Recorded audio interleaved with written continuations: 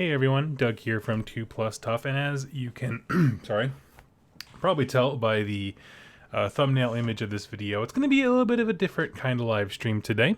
Normally when I do these live streams, I do them specifically on Fridays around this time so I can catch people over in England and just the general Europe area at a more reasonable hour for them. And it's usually just a lot of me sitting and painting. Right, just answering questions, being friendly, and that kind of stuff. But I thought today there's something kind of been weighing on my mind, especially after last night, and I'll tell you why last night specifically, that I wanted to talk about. And I was going to do a dedicated video about it, and so I was like, hey, you know what? Let's just do a live stream, right? Why not? So that's what this is going to be. We're going to have a essential subject. I have notes, like I made the notes for a specific video. And I'm just going to go through them and have just a fireside chat style about something, which obviously you can tell by the title and the thumbnail is talking about Warcry versus Age of Sigmar, and kind of the state of my hobby personally and why I think Warcry was such an important release for GW. So we're going to go to the downward cam here, because again, I'm going to be painting while I chat. And let me pull up those notes I talked about. Okay. And so I am going to check in on the chat here and there, but for the most part I have kind of an outline. I want to be able to just get my thoughts out there. And if you are at home painting, please grab your brushes and some miniatures and just paint along with us. And we'll hang out and paint some minis. So, when Warcry launched, there was a flood of what I'll call hot takes. And you know what I'm talking about, where people got the book early and immediately started producing content like reviews and their thoughts on the book without having played it a whole lot. And there were some YouTubers, like for example, I'll give credit, Guerrilla Manager Games. They played several games before they gave their thoughts, which is awesome. I really do appreciate that. And there's just a flood of information out there about the game, right? And what I would say is the bulk of the content was regarding the core mechanics of the game within the first day or two of its launch. A lot of hype, a lot of new YouTube channels bursting forth because they want to jump in when something's new, and that's totally cool. I support that.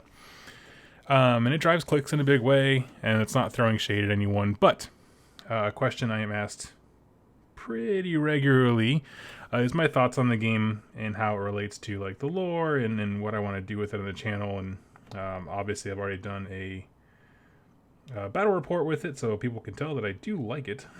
I do really like the game system. We'll talk about why here in a little bit. So we're just kind of setting the tone for there was a big burst of people talking about it, and it's slowed down a little bit. Certainly as other things have come out, especially with 40k stuff now kind of ramping up. You know, the eye has turned elsewhere. That's good. That people have different interests in that kind of stuff. But I won't bury the lead here, and I want to say that I like Warcry more than Age of Sigmar right now. And the whole point of this video, while we're sitting and painting and chatting, is to tell you why I think that. Because really, it doesn't say anything about the games. It helps you get to know me as a person and how I approach this hobby. And frankly, why I do what I do with the channel and stuff like that. It's all about having fun with friends and other people and that kind of stuff, and meeting folks. And then Warcry, weirdly enough, even though it's brand new, actually plays really heavily on some of those themes. So,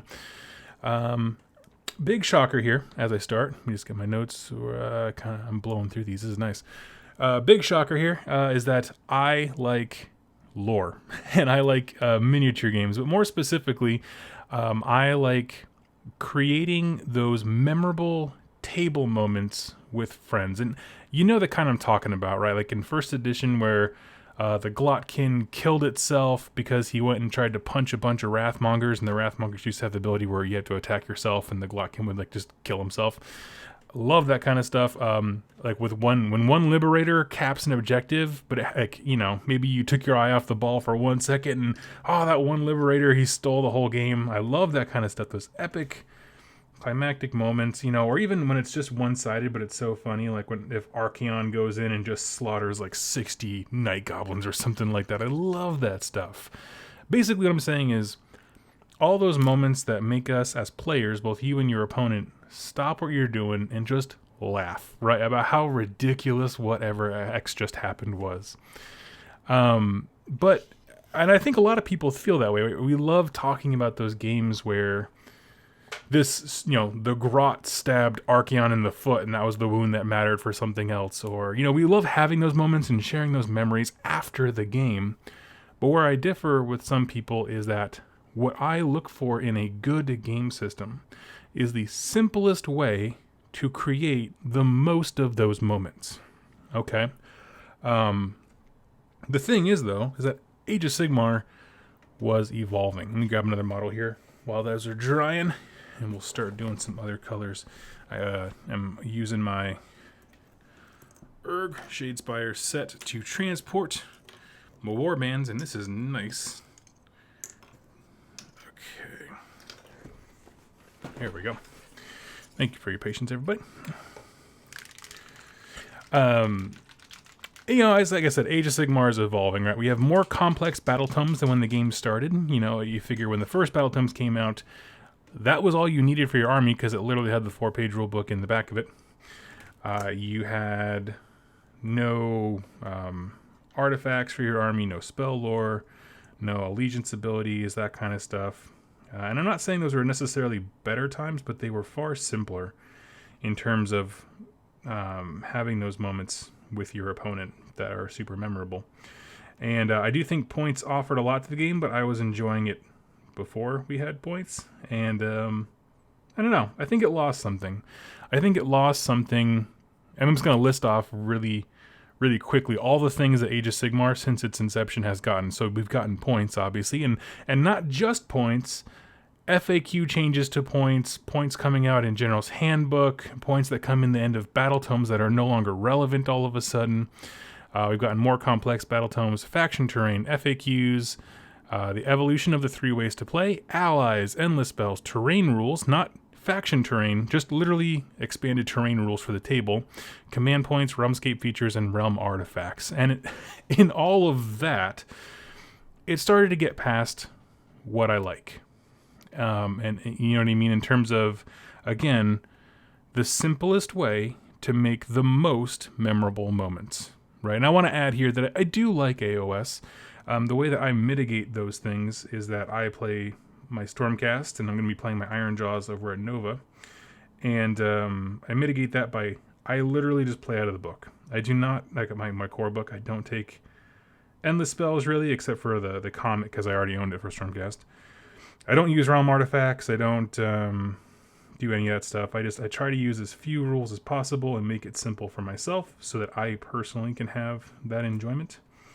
But even beyond that, a lot of those things I listed, they have more to do with the game's evolution than what you can do with your army, right? If your tournament, your friends that you're playing with, whatever, want to use all, 12 now? Terrain rules or use realmscape features, man, it's a lot. It's a lot. So I just wanted to add that I do enjoy AOS, but I do go with the minimum possible solution to getting the most of those moments.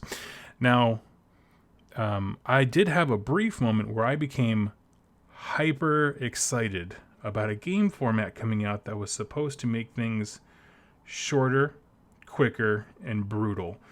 And I got myself super hyped. I bought a bunch of models for it, and it was called Age of Sigmar Skirmish. Okay, and I actually pulled this up because I think this is a tournament. I think this is a turning point in design space. Let me share my screen with you. And, that just jumped way out of where it was supposed to be. Of course it did, because now I'm doing this live. A lot of the mechanics from the ground up again. And just listen to the this. attack sequence and the amount of wounds that characters have is a direct result of this. So you can expect any attack sequence. No, I definitely messed that up. Hold on a second. This is why I don't do things live very much. Where is it at? Is at 34:59? I'm a minute ahead. 34. Here we go. Age of Sigmar Skirmish. And we thought about the way the core rules for Age of Sigmar translates into a skirmish game. And just say you took a standard human fighter, like a free guild swordsman. They hit on 4s, they wound on 4s, and then the enemy has a save roll, and it does 1 damage. So the hitting on 4s, wounding on 4s, means you've got a 25% chance of getting an attack through, which means over the course of 4 turns, you're likely to do 1 attack. And then your opponent might save it. So you might have a fighter that does absolutely nothing throughout the game. I want you to think about that because that's the thought that they had going on in their heads. I hope that works. Someone tell me if like nothing happened right there. It should have been playing, but Sam Pearson was talking about the reason that skirmish doesn't work, right? The thing that I was looking forward to kind of ease off of complexity, because it is such a small game and the objectives are very, very clear. The reason that they didn't do that is because your basic dude hits on 4s, wounds on 4s. So that means in a single round, he's 25% chance of doing anything, and then your opponent might save it, which means, just as he said, you can go an entire game where nothing happens. Again, and I want to reiterate, I'm going to keep saying this because I think it's the crux of my argument. I'm not really arguing anything, but I'm just kind of chatting. But the crux of my position, right, is that you have the most memorable moments for the least amount of work, right? And that's what's the simplest way, most amount of those moments. And turns where, or games where a unit or a model does absolutely jack all, right? Nothing, not a thing, destroys that, right? Destroys the fun of why you painted the models in the first place and why you do what you do. And yes, M-Toxify, his sweater, his outfit choice has always been problematic, as well as his hair. But we're not here to make fun of Sam Pierce. You got me. That was really good one. But yeah, I know. And then that when I listened to that talk, right, and that was before I ever received my set for because I pre-ordered my own set for Warcry, and it just kind of like made me really think about, I don't know, what am I getting out of this game, right? And so the idea of like them starting the game with that approach was huge to me. It was really, really huge. And so if you don't know on the channel, I did mention, and I've said it a few times, I just hit a point of kind of critical burnout, right? Where it became really cumbersome to go play games of AOS. I did have a really fun games day that Jack invited me to from Rerolling Ones, and we went out to a buddy's house, and they do like a game day where everyone's like tournament prepping, and I got my face kicked in, but I mean, I had a great time with a lot of fun and dice rolling. But the fact that it was an all-day affair for me, and my wife was out of town, I was just like, that's the problem, though. It's that this is an all-day thing. I can't just roll up, play a couple games of something, and leave. So I started looking into games like Kill Team and Warhammer Underworlds to kind of scratch the itch of getting something quicker, more simple, that kind of stuff. And I do like them both. Kill Team does have some really, really cool things going for it. I've heard that some of the expansions really make it a lot more fun, but I haven't tried any of those yet. I'm just kind of doing the basic thing. My problem with Kill Team, though, is all of the negative modifiers in the game. That, even though, yes, it's supposed to be this shooty, brutal combat game, I still have multiple turns where nothing happens. And that's, again, it's the same feeling of like, well, why am I here? If nothing's happening, I would much rather just go get a drink at like a bar next door and just hang out and chat with somebody than play a game where nothing's happening. I think that's just the worst. And I think based on Sam Pearson's comments there, they understand that is absolutely the worst thing. So, I don't know. Let me pull my notes back up because now I'm meandering. I'm wandering. So when I did play the game Warcry, like in its entirety, I guess I played it at a local store with a buddy, and I played the Iron Golem's my first demo game, and then from then on, I used my Bone Splitters and my Stormcast models because I had enough of those to constitute warbands. Not a huge diversity of units, but you know, a bunch of options, that kind of stuff. And so, I'm not saying that Warcry is a better objective game. It's just a better game for me. I enjoy it more. And the reason for that is I felt like when I'm playing the game, I played 2 games last night back to back, lost them both, had more fun than the last 5 games of Age of Sigmar that I have played. And the reason for that is when you're playing this game, I'm trying to think of how to articulate this very well. There's this balance between this is a social activity, so you should have the brain capacity to make jokes and laugh at your friend and celebrate their dice rolls and, you know what I mean, feel bad when they roll hot garbage, like happens sometimes. So you have that, right? You have the social capacity part of it, and then you also have the game part. And what I find with Age of Sigmar is that I'm trying to keep track of so much information for the game that I don't have the mental capacity for the social part, right? I'm not as fun and engaging. I'm not laughing as much as I want to be. The game is bloated to the point where me, personally, in my own capacity, I no longer get to manufacture those moments where me and my opponent, celebrate the game and really engage with the hobby. Remember, the crux of my statement, the simplest way to get the most memorable moments. And so that balance has way shifted the wrong direction, in my opinion. Again, there are tournament players who, because they memorize all these things and the actual function of the game, the core mechanics are so integral to their mindset that their brains have the capacity to do both. What I'm saying is, for me, I do not. So I try to make that very clear, that I don't think it's necessarily one is better than the other, because that's always the thing that happens with 40K, is that one is for me and one is not. Or one is more for me, I should say. I do still enjoy AOS. But I just, like last night, we played 2 games. We were done in 3 hours, right? And then this is like full battle report. We did one battle report for rolling ones, which if you've ever recorded one, it takes a lot more time than it normally would, because you're trying to get the right angles and record and talk to your opponent about what's going to happen, what to shoot. So the fact that we got 2 games in 3 hours is huge to me. And not only were they 2 games, but they were 2 games where I was consistently in the moment with my opponent. We were laughing. We had a great time. I won't spoil the game because one of them is going to be a battle report. So go watch Rerolling Ones and subscribe. The second one, though, I played with my unpainted models just because I really wanted to try out the Corvus Cabal. And it was a goofy attacker-defender mission that I'm not really a fan of, but it was fun. We had cool moments. It came down to the wire, but my opponent didn't even know it. If I used this bird lady's ability to keep someone from disengaging, I would have won the game, but my opponent didn't know that and disengaged. You know what I mean? It was close. The game was close. I lost, but I laughed for almost 3 hours of my life, and I just had cool moments.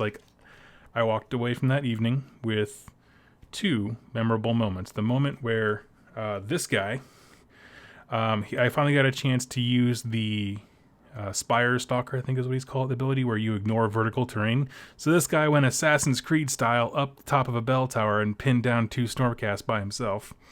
And then, and Big Bird here went hog wild and dealt a total of 24 wounds to the Stormcast leader, which, shockingly, not enough to kill him, but that is devastating. And then in my game against Jack, like I said, I don't really want to spoil it, but my Auric Morboy boss, he done good.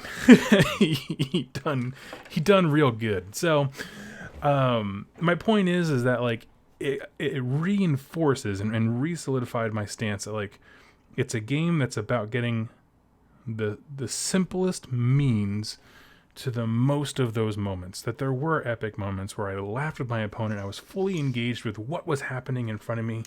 I talk a lot with my hands, which makes it hard to paint and get excited about a topic. And that's the thing where it's I just felt very engaged. I left feeling like I had a good evening, not just of playing games, right? Like when I leave an Age of Sigmar game, I think to myself, like, did I remember all my rules? Because I'll feel good about that, like a legitimately good feeling. Did I give my opponent a good game? But I left like last night after 2 games with Jack and Brent. Just like I had so much fun with my friends, right? The game facilitated that. It wasn't the dominant feature of my night, and I was like, that's the whole point. I don't know. I had that realization as I was getting in my car. I was like, what the heck? That's the whole stinking point. So those are my high level thoughts. I think the game is engaging, fun, creates those moments that I love. But I want to kind of transition into review mode, right? Again, this is sort of my post hype, post hot takes review of the system and why I think it's so awesome.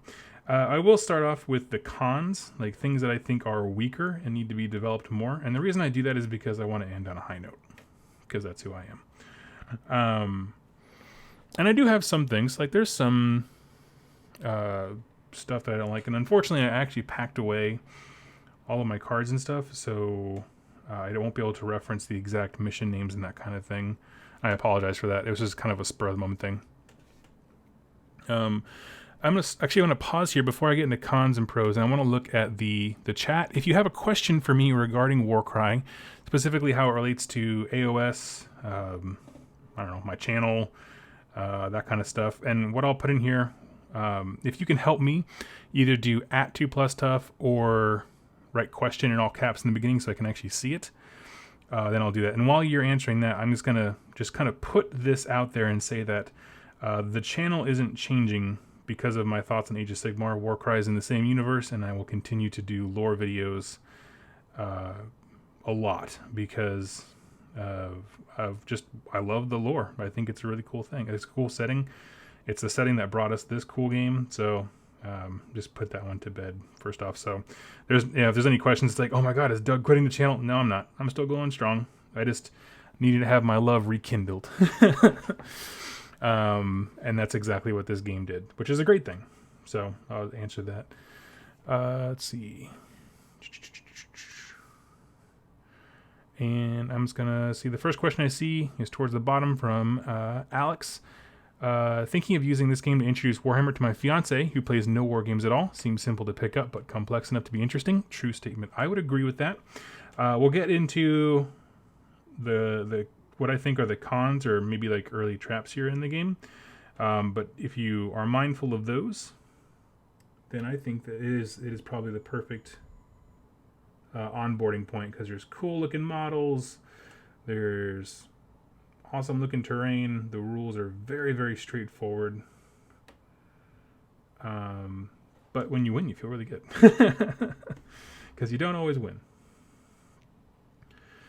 Let's see. Jack, I've always thought that the game of AOS may be the least fun part of the hobby at times. I still enjoy it, but it can be iffy. Yeah, it can definitely be that way. I have no qualms about saying that. Let's see. Do you think Iron Jaws are too weak in Warcry? I have not played my Iron Jaws yet, but I bought the cards this week, so I will be trying them. One thing I can say about them is that they have the same charge ability. Like if you don't, it's a double, and you can make a free move action as long as you get into combat basically with an opponent with that move. There's wording to it, but it gives you a free move towards somebody. In my Bone Splitters, that's the clutch thing. That has won me a lot and dealt some serious damage to my opponents. So I haven't looked at this stuff. I haven't looked at the fighter cards. I can't give you a full statement. However, I will in the future be doing full faction breakdowns,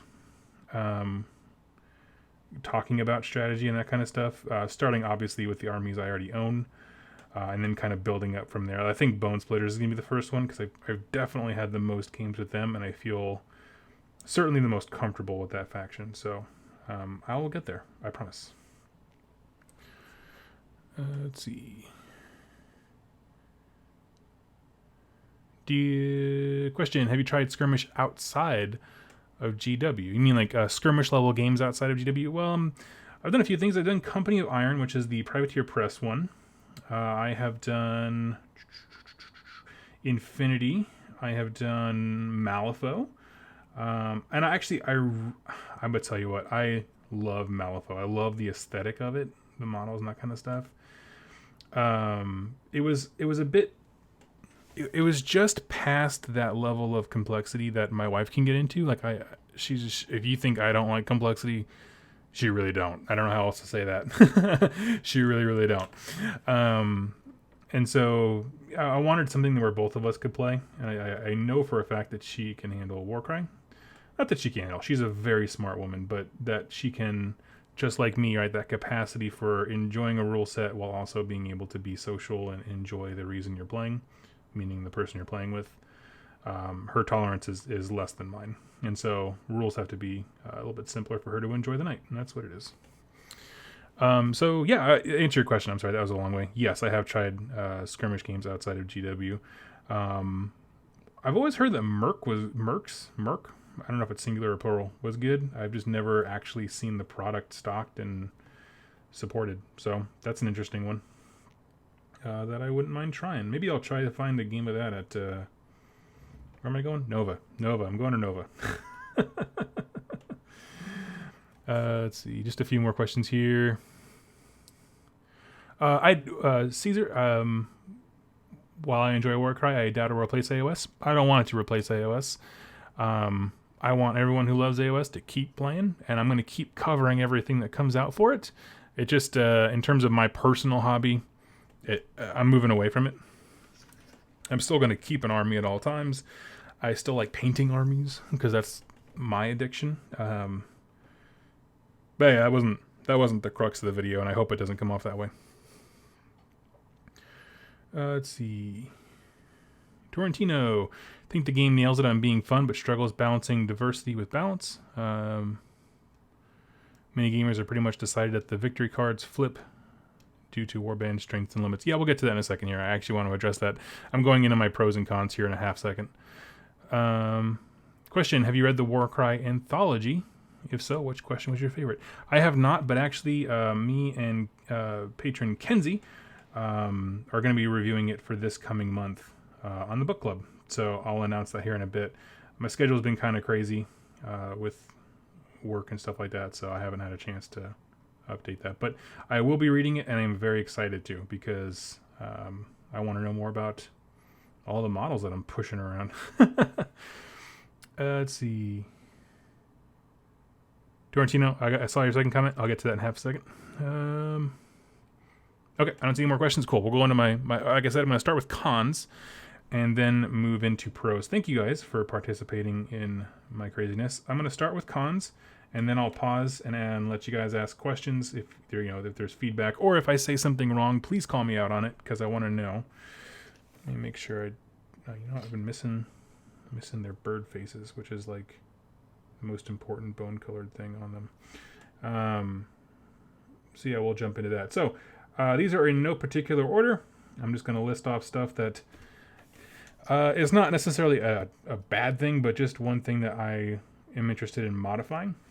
And that is the twist and or victory deck. As in the chat, Torrentino already pointed out, there are some missions that I do not like. And not that I just don't like them flat out, is they seem poorly designed based on the kind of warbands that they designed outside of that. By that I mean, if you have certain missions are like, defend this point. Okay, well, this army, Corvus Cabal, as Jack noticed last night, they tend to die very easily. Okay, in my unrecorded game, so I can talk about it as much as I want, versus Stormcast, in the first round, the long strikes took out 3 of them.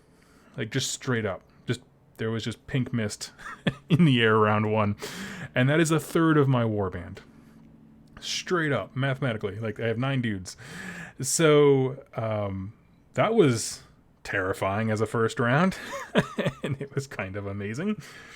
So, like, stuff that's, like, about playing defensively, certain armies are going to struggle with them that are more offensively.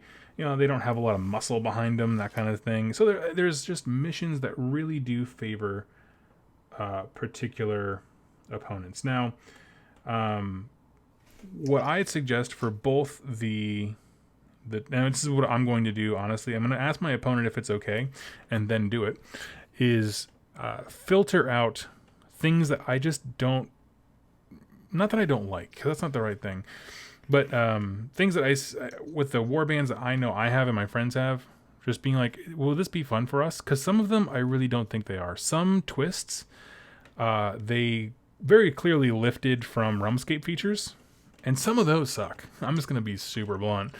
For example, I don't have the name of it in front of me. There is a twist card that is -1 to your movement unless I believe it's unless you have the fly icon or whatever like that. That's no fun. And the reason I say that it's no fun is not because it harms any particular warband. My bone splitters have ways of getting all kinds of bonus movement. They can move around that. That's fine. They'll be affected less than others. But the reason I think it's no fun is because when I think about twist cards and I think about missions and that kind of stuff, I think that they should always increase what the game is doing rather than decrease it. And by that I mean twist cards that I love are the ones that are like, hey, for this round, we had it last night.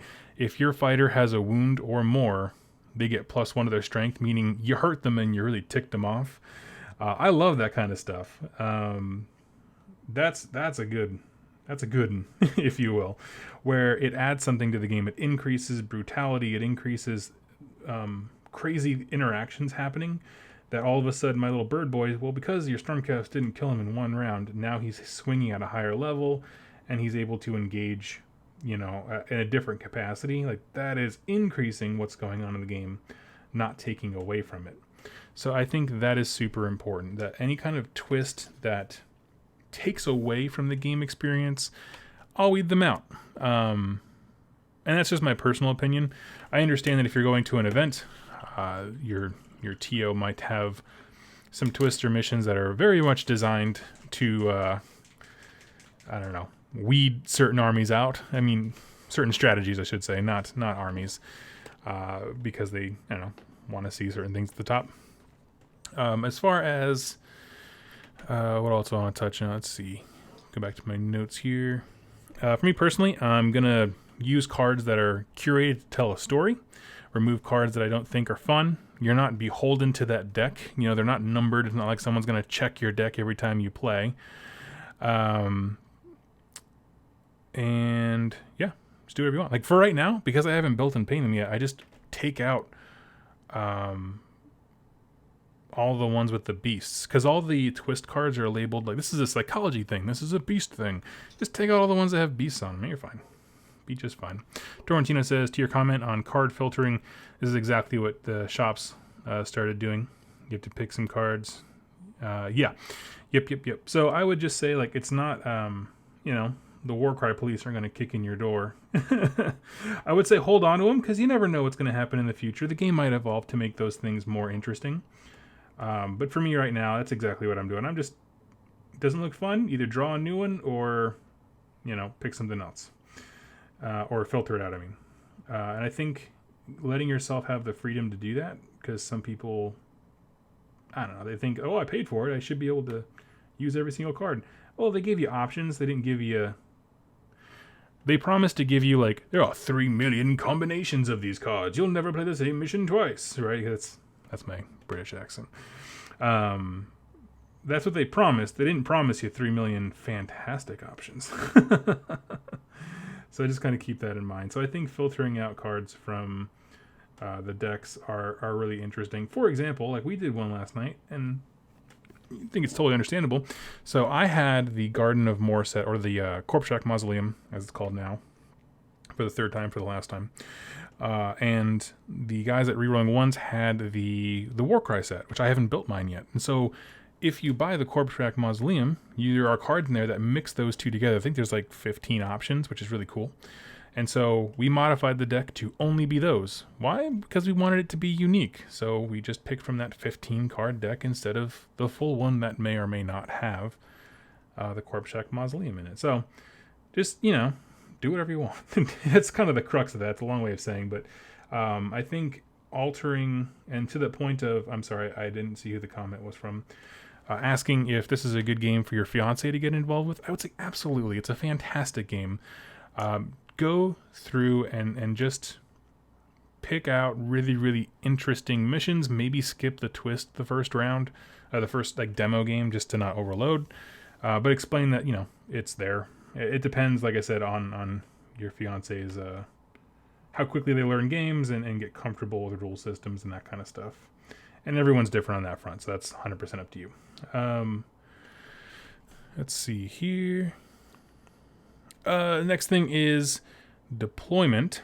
So one of the things that I wasn't expecting from Warcry was the deployment style. And I'm thinking that they saw Warcry in development and heard good feedback from the playtesters, I'm assuming, and decided to take the deployment style of the hammer, shield, and dagger from Warcry and put it into meeting engagements for, I don't know, reason. I mean, that's just what I'm assuming based on how those things came out. That's my thought, right? That's kind of my hot take, my guess, wild speculation. And here's the thing is I don't mind the splitting your warband up and having all these different deployment places. I've never felt like it's cost me the game. This ruined everything, right? My perfectly crafted warband fell apart because my opponent drew XYZ. Never felt like that. My question is, I just don't sure I always feel like it adds enough to the game to be there, to warrant its existence as a rule. And so that's been a little bit of a weird place. Especially because if I do have a gripe about Warcry, it is all of the complexity is front-loaded to the beginning of the game. So, roll off. Okay, the guy who rolled off, he's going to flip the cards. Okay, and now you have to decide, we're going to build the table. Now you have to decide which one's red, which one's blue. Okay, this guy's blue. Okay, split your warbands. Okay, and then just the whole lot of you have to go through this huge checklist. I'm going to make my own and make it available as a PDF for everybody if you want it. But just these are the steps you have to go through, and you have to go through them in order because they're actually important. And it gets cumbersome, and I don't necessarily see enough benefit to warrant it. But yeah, I don't know. That's a sticking point, If I'm listing off stuff that I think is weaker. Let's see. Douglas still says, I've had a game where the deployment and mission 100% won the game outright. It happens. Yeah, well, because of the nature of all the different combinations, that'll happen. Totally. And I think the deployment deck is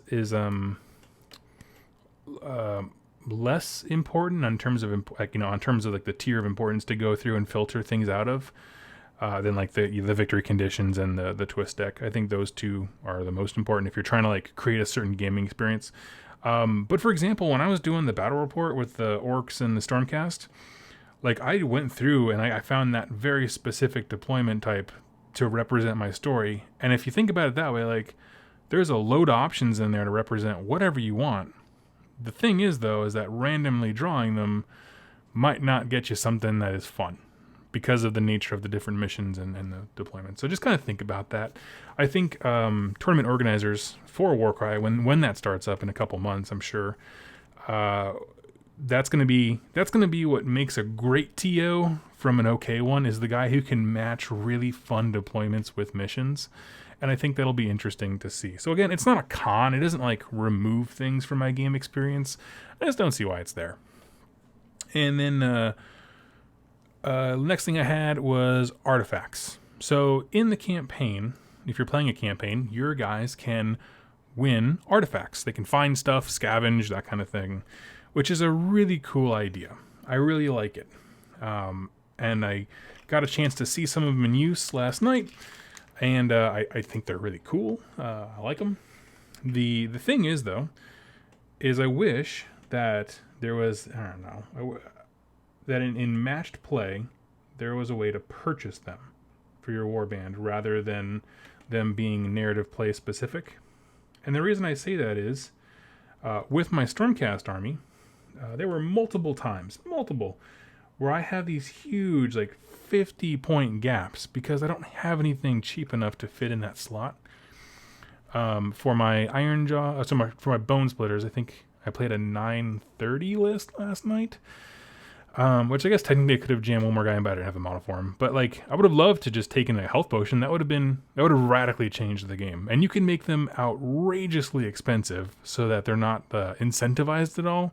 But for those lists where you just have an awkward number of points, give me something I can fill it with. Because if you look at the chart in the campaign thing about what options are available, there's some actually really cool stuff. I mentioned the health potion. I thought that was cool. But there's also like this guy who's a one-use only, and it makes you faster and that kind of stuff. I don't know. Yeah, I thought that was cool. Let's see.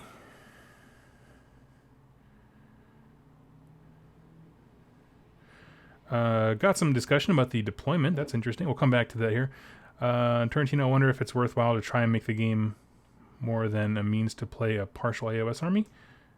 Does it need to actually be competitive, or should it remain as a means to play an army? I'm not sure I understand your question, Tarantino. Does it need to be competitive? No, absolutely not. In fact, I don't think the game... I think if they had marketed it as a narrative game, it would have been awesome. I mean, well, it is awesome, but I think it would have been really cool if they took that stance. So like, no, this is how you make epic stories. Tarantino, I'm not sure I understand your question.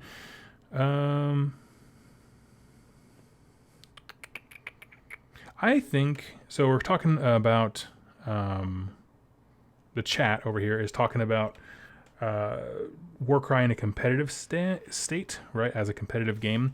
I think that it can be an awesome competitive game if, right, and this is the big if, we remove the card drawing aspect and the TO completely takes over that entire facet of the game. Right, if they walked up and handed you a sheet and it was photocopied with your, obviously your tables are already set and they'd have to keep rotating you to different tables, but it had your deployment style, the mission, and the twist. I think if they took that aspect of it over, I think it could be fantastic. What I would like to see, like I said, is ways to buy artifacts to fill in points and kind of diversify lists a little bit. That being said, I think it's a format that lends itself heavily to soft scores, which for some crunchy tournament folks, they don't like that. But the fact that the modeling and the kit bashing and the painting and the narrative building and all that stuff, and that the fact that there's campaign stuff, you can factor in, because some events are going to be campaign days where you start the day and end the day having completed the campaign for your army, which sounds legit. Yeah, I think it definitely can be, but it's a huge pressure on the tournament organizer more than the player. It's an inordinate shift towards the tournament organizer for sure. To Jack's question, do you think you'd like competitive Warcry? I think that I would enjoy it. I don't think I'd be good at it, but again, I think it's the simple enough game where I can still engage with my opponent, because I enjoy competitive games. I've gone to a few events. I enjoyed all my games except for when someone's being, we'll say, prickly. But yeah, I don't mind the competitive field. And even if someone was min-maxing, I'd be like, okay, that's fine. It's whatever. Paint it well. We'll have fun.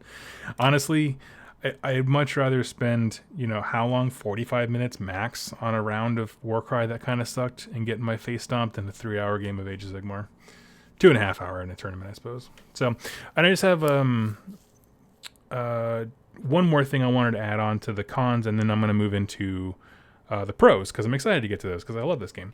So, the last little con that I had was they did not release cards for the Sigmarite Mausoleum separately. And that's a big one, because the basic set, right, the Sigmarite Mausoleum had the two things, a Garden of Moor in it. It's the graveyard set, if you don't know, if you're newer to the hobby. It costs $90. Costs the same. And with the Corp Mausoleum, the one for Warcry that comes with the cards, you pay the same amount of money, but you get less terrain. What they replace it with is these little cards that give you deployment styles, and that is it. The fact that those aren't available separately and that wasn't thought ahead, it kind of seems crappy because like you have this loyal customer base that already bought the stuff because they love the terrain, and now you're asking them to spend 90 more bucks on a carbon copy, and I was like, I don't like that. That was kind of crummy. I feel like that should have been a separate thing. Let's see.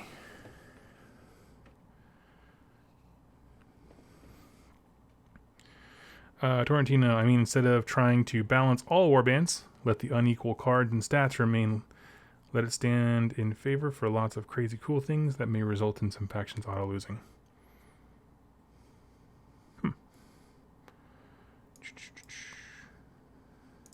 Think the act of balancing it might actually suck some of the fun out of it. I don't know. I mean, all the things that are... I believe that all the things that are needed for balancing are already built inside the game. It's a matter of, like I said, filtering to what kind of experience you want. I can see an event, maybe not a hardcore crunchy tournament, but I would like to run a Warcry event that focuses on narrative. You know what I mean? And I think it's an event-worthy thing. I don't necessarily... It depends on what you want from your competitive games, because even within what we call competitive circle, there's people who are there for different reasons. And they like different things in games, just like me. So that's a tough one. I don't have an answer for you. I would go to an event, regardless of what kind of an event they were running, but I want to, support the game. So I'm going to move into the pros here.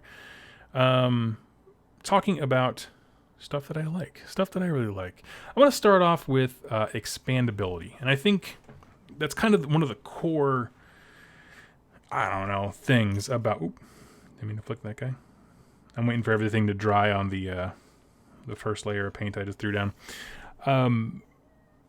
If you have a problem with the complexity of the game, I would say, because one of the common things that I've seen online is like the game is just too simple. It's too simple. There's just action economy. If you have more actions than your opponent, or more dice or better attacks, this kind of thing, like that's all it is. It's very, very simple. You know what I mean? They kind of wrote it off. Grill Miniature Games did that, and unfortunately some of the people who really enjoy his channel have also done that and followed suit. It's a real bummer. I would say don't write it off. Just come back in a couple months. I say that because they have clearly built expandability into the game. All they would have to do is add actions, maybe an action that uses both of your actions in your active, like a big action, right? They already have gargantuans, and mounts listed. If they made artifacts available for points purchases, more campaign supplements, that kind of stuff. And all of these things are primed to being bolted right on because of the core mechanic of the system is so simple, right? Without disturbing it too much. Now that does mean that it could have its own bloat in 2 years, right? And I understand that. The whole reason I had this crux is because it's so much more simple than AOS. And I get that. But here's the thing.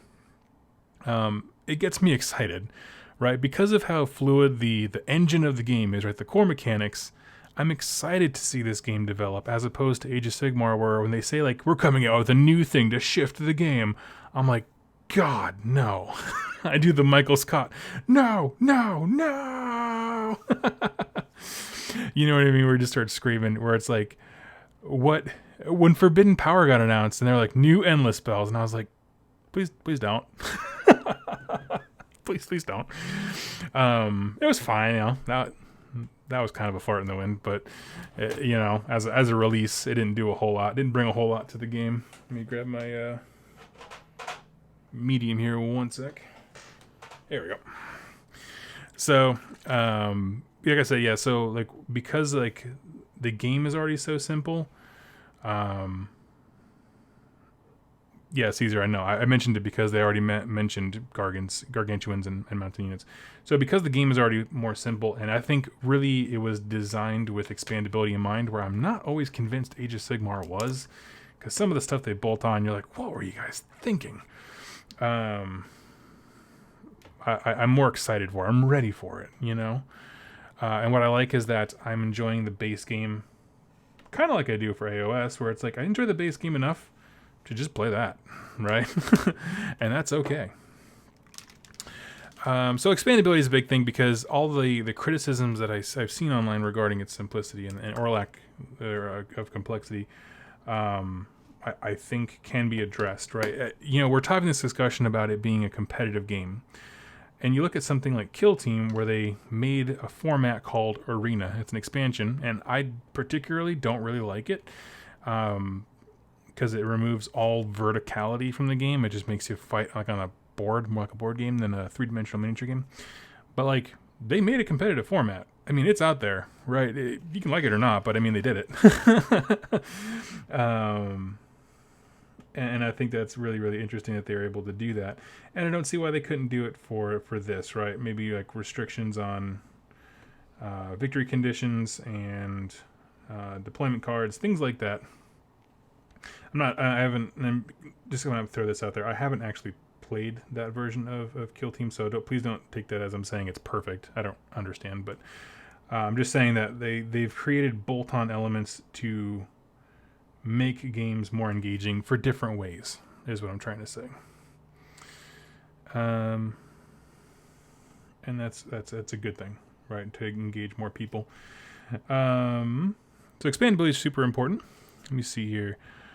Let's see. I had my next pro, which I kind of already talked about in the beginning, but the idea of the amount of mental, and I'm going to use this word, but don't broaden your minds to its definition, but the word stress, okay? And I don't mean like games are stressful to the point where like I need to like pop an Ambien and go lay down afterwards. What I mean is that like the mental taxation that's going on between I need to make sure my opponent has a good time and then being friendly and personable and that kind of stuff is so much simpler that I have just had an absolute blast playing with it. And like I said, I've already touched on that, so I won't harp on it, but I just find that it requires less of my mind, which allows me to be more in the moment, laughing with people, making snarky comebacks, and being Doug. I don't know how to say that. Just being me, right? And giving people the kind of experience that I want to have. I'm very self-conscious of when I go out in public and play with people randomly because, I don't want to be one of those people that like, that phrase like never meet your heroes, right? That kind of thing. I don't want to be the person that makes someone think that. So I'm very self-conscious about like very being upbeat and that kind of stuff with folks when I meet them in person and that kind of thing. And I just find that games with this level of complexity are much more conducive to me just chilling out and having a laugh, making sure that all the dice rolls are celebrated or mourned accordingly, right? If you roll all ones, it just happens sometimes. Jack rolled like 4 2s or something ridiculous last night, and it was pretty glorious. That kind of stuff. So, let's see. The last thing I had in here as far as my notes go is just pointing out the fact that this is all, incredibly subjective. I can't stress enough how much this is just for me. And I'm going to keep playing Age of Sigmar here and there, but for the most part, I only really want to play Warcry as of late because it's really, really growing on me. Yeah, and so I will open this up to questions. Like I said, if you joined us later and you didn't hear my pros and you only tuned in for me all the problems I had with the game format, go ahead and ask questions, but I'm enjoying the game. I've had nothing but good times. I think I'm up to 8 games after last night. Mostly playing with my Stormcast and my Bone Splitters. You can ask me questions about those kinds of play experiences. I've also played against Iron Golems a few times now. Gloomspite Gits were really effective in the game. Like, they kicked my tail. Oh my god, it was awesome. I can tell you about any of those. So feel free to ask any questions you have about.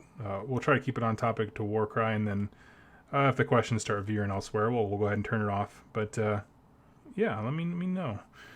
Go ahead and ask your questions in the chat, and I will now keep an eye out.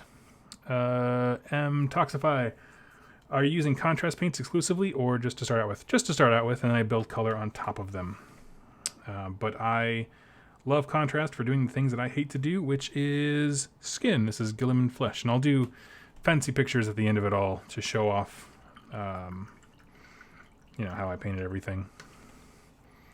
already, if you're curious about how I did this, if you go to the 2 Plus Stuff Facebook page or Twitter, I put up the tutorial and it goes through the contrast paints, and it's just contrast and then some dry brush, and it makes it all pop. Let's see. Corey, you got to play some AOS. Got to get that practice in for Nova. Yep. Yeah, but Nova, I'm only playing in a 1,000 point format. Well, it's double, so I'm bringing 1,000 points, and they're Iron Jaws, which is, I struggle to think of a more simple army in that game. Of just right now, currently, before their new book comes out, of just running forward, and that's exactly what I'm going to do. So I'm not terribly worried about that. But thank you, Corey. I will be, and I'm going to hold on to them. I might actually sell the Stormcast off eventually because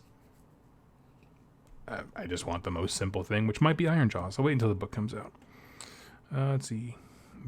B. Smith, do you think Warcry's reception will have notable impact on a theoretical AOS 3.0?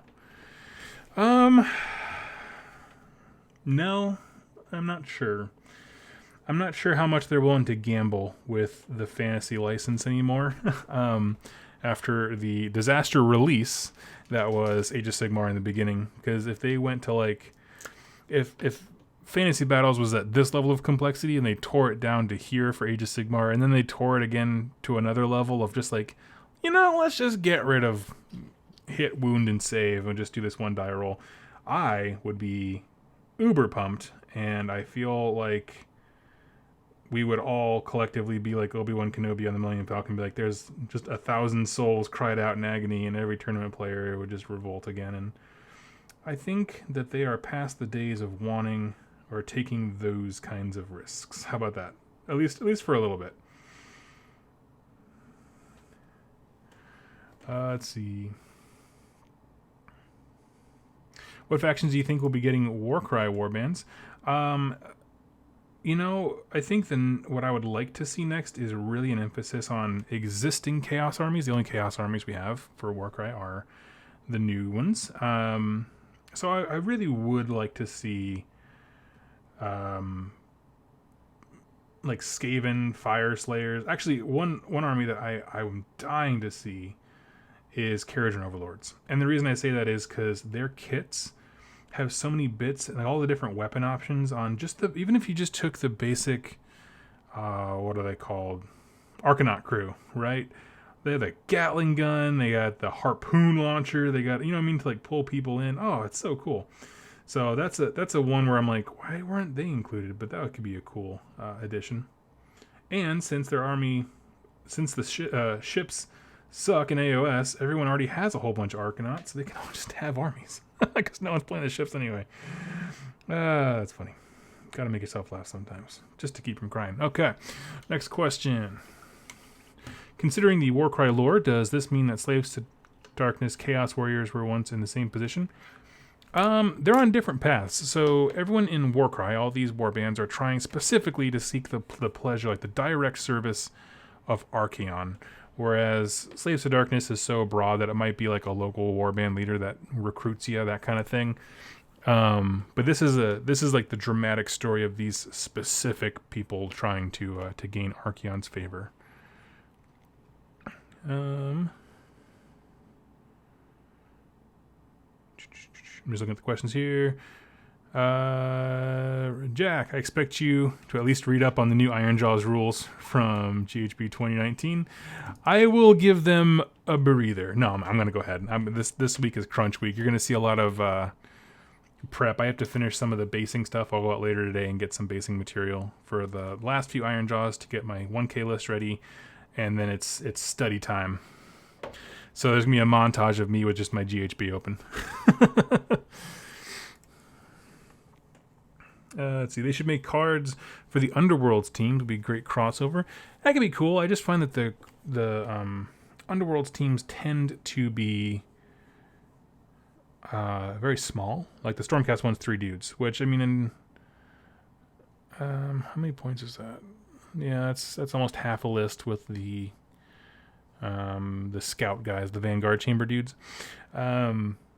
They're small. I employ people to use those models because they're cool alternate sculpts that are in wicked poses. I'm not sure how much we'll actually see like, yeah. So, and then from a rules perspective, I mean, from a lore perspective, I mean, like those guys are in Shadespire because they are eternally trapped in the hell damnation that is that city's eternal punishment. So having them all of a sudden be in the Varanspire, be like, what you doing here, bro?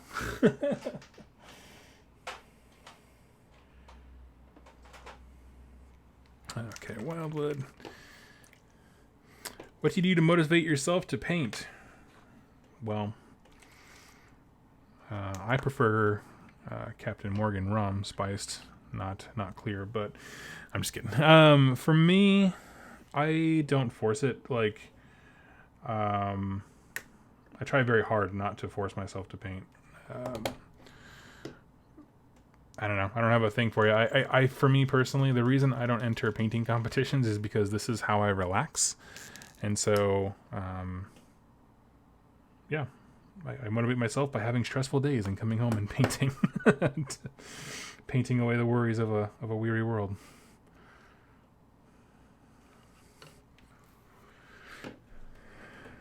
Let's see. Do you think Warcry could see a co-op narrative battle added? 2 to 4 players against a big nasty that is controlled by a simple AI system. I don't think it'd be too complicated. I think I was already looking at the rules of how they control zombies in the Walking Dead Miniatures game, which is a lot of fun. I think that same thing could apply. You could use the beasts that come inside the starter box, the 2-player starter box, for that. So yeah, not at all. Let's see.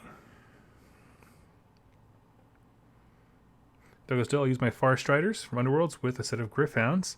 It's a full Warcry warband. That is exactly what I used for my battle report, and that's I don't have any Raptors painted yet, so that's all I got, and I like them. It's a solid little band. Emmanuel, I'd be keen to see them get Marks of Chaos. Do you think that'll be an expansion? I wouldn't be surprised if they brought something like Blight Kings and marked units in. I'm not sure if they'll ever go the route of marking these specific warbands. Like you can have a Zinchian Corvus Cabal, for example. I'm not sure. I have no idea what they have planned, but that sounds cool. I certainly want to see more stuff introduced, right? But I'm glad they didn't introduce everything at once, that they gave us some time to like let the dust settle, so to speak. Because I think they started off with 16 factions, something like that. It's ridiculous. Nathan, Doug, we were going to do a grave robbing type narrative that would wake the dead, be under a third player's control. That's cool.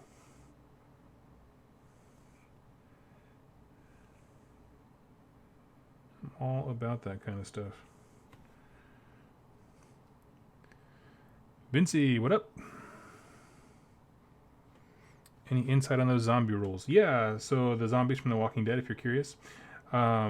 Basically, in Walking Dead, they every action, and I'm greatly simplifying this. There's a free PDF download, you can go read for it, but almost every action has a noise level associated with, like, does it make a little bit of noise, a lot of noise? Some actions make no noise, that kind of thing. So they just kind of bolted on the element of like sound. And so when you make noise, zombies that are within so many inches make a shambling move directly toward you. And so it's just basically, it's you as the player can control to an extent how the zombies act by your actions, but you're restricted. So like, I need to go over here, I need to secure this objective, which in their case is like food and stuff like that for their story purposes. But to do that, I need to climb up this thing, and that'll make noise. So you have to do the noisy thing, but because you have autonomy, you can choose to delay that as much as possible, and it's kind of a thing. And so you and your opponent are both doing that simultaneously with each other.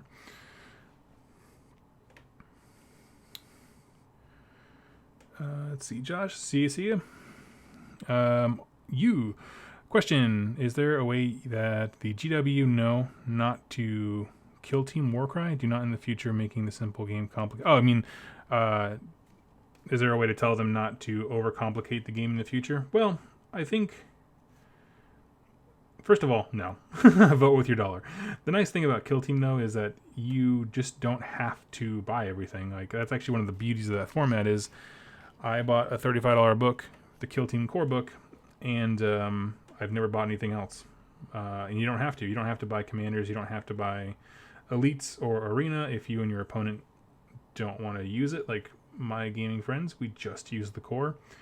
Now, as far as like making games complicated in the future, I'm sure that there will be expansions. I have no doubt. But again, I think the core of the idea is that you should always be able to play at whatever level you want. So if you want it to be more simple, just stick with what it is now. And then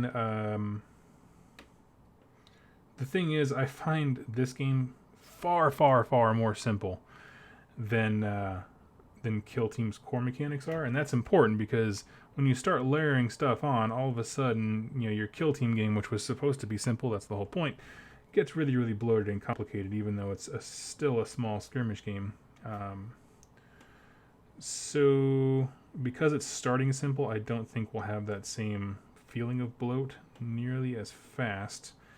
And because things are so optional, we might not ever feel the same way. So I don't have a solid answer for you, but I feel more optimistic about it. And honestly, I like the number of options they definitely have for Kill Team, right? Like I said before, it can really accommodate a wide swath of players who like a lot of different things. And that's cool.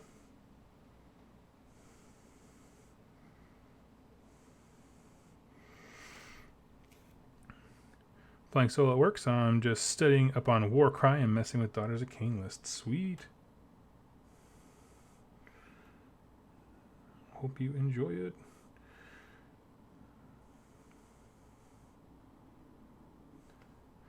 None of the factions are all meant to be Chaos mortals vying for favor, but is there any possibility of the big Chaos units in the future?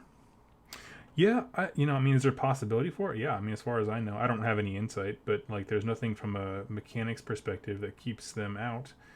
I would love to see like Blight Kings and Carrick Acolytes come into the fray. I think that could be a really cool thing. Maybe they're treated as a very specific expansion,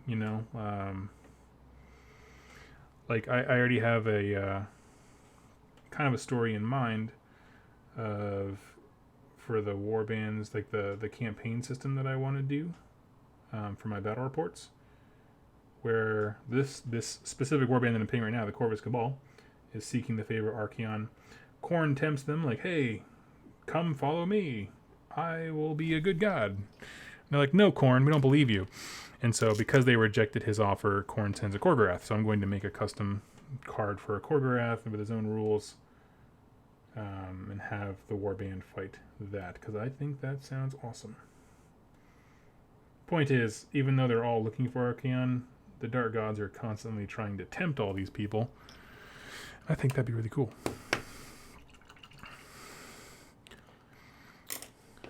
Let's see. B-Smith, have you ever explored 3D printing terrain? No, I have not, but I have been looking this week at getting what do you call it? One of the laser printers, so you can do like MDF and acrylic tokens, that kind of stuff. So I've been thinking about that quite a bit. Looking forward to yours and rerolling one's battle reports. Any chance for a collaboration? Nah, I hate those guys. Moving on. We're gonna do yeah. We just filmed something last night with Warcry. So yeah. As far as progress goes, first incarnate. So all I've done so far is the skin and all the browns for the feathers. So I'll hold up I'll drop. I will also hold up the finished product here. And these don't show up very well. You can go look at that on Instagram, Facebook, even on the community tab on this YouTube platform and see how I did this. But basically, once that's done, then it's just a matter of getting the straps and the clothes done, and it comes together really, really quickly. So these guys are cranking right along. The contrast is so good for browns and earthy colors in specific, especially on organic shapes. Father Knows Best. Hey Doug, loving your videos. For me, Warcry scratches a different itch for me. With AOS, I got to bring the might of a full army to bear. Yeah, they're different. I mean, that's the thing. That's the great part, is they're so different. And luckily for me, they are in the same setting, I guess. But yeah. Oh, cool. Your story's awesome. Everyone go read that story in the chat right there. My voice is given out, so I won't read the whole thing to you. But that is awesome. Anyway, so that's all my thoughts on Warcry as far as why I'm very excited about it. Why I don't really want to pay anything else. Why it's just kind of consumed a lot of me. So thank you all so much for this kind of more, I don't know, I guess fireside chat style of live show. I'm going to go ahead and hop off now because my wife's going to be home in just a minute, so we got to go run out and get a late lunch. But I will see you all very, very soon. I have some cool content planned for next week. Lore videos on one of the Stormcast smaller not chambers. It's one of the Anvil Hellhammer Storm hosts, but it's like one of their specific houses in there. And then stuff on Yureleth's Guardians from Shadespire. So yeah, I look forward to that. I will catch you all later. Happy wargaming.